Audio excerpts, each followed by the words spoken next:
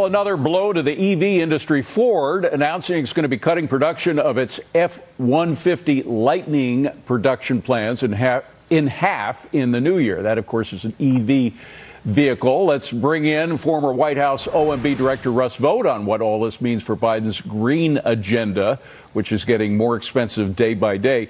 Russ, it's pretty simple. Americans aren't buying EVs, and car companies can't make money if people aren't buying their products, right? That's really the nub of the issue. I mean, you have these inventories are bloated. The cars stay on the lot.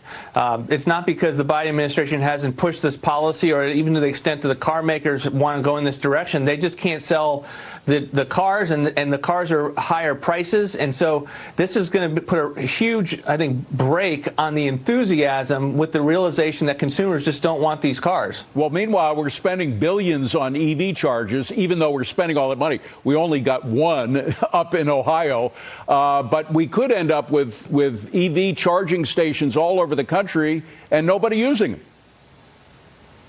Well, I think that's one of the reasons what consumers have concerns. You want me to pay higher prices to purchase the cars, and then there's just this level of uncertainty that comes in with these vehicles, which is how long can I go? What's the presence of the charging stations? You're going to require all the subsidies that go into these are really what cause it to look like they are cheaper over the life of the vehicle, but those subsidies are government policies. They can change overnight.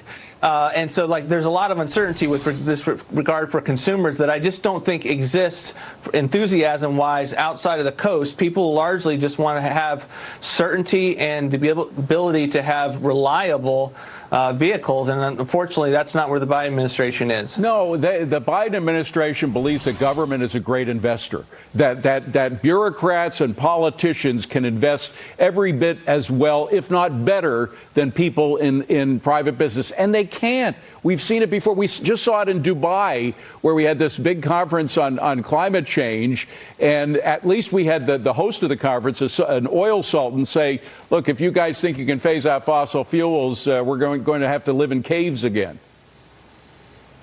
And this, I think, is the most critical point. This news by Ford will not change the Biden administration bureaucrats one iota at all. They have an ideological viewpoint that the market has not caught up, that consumer appetite has not caught up. It will not change. They will just expect that they can keep pushing government and coercion to be able to get to their Green New Deal purposes, which electrical vehicles are such a critical component of that. Yeah.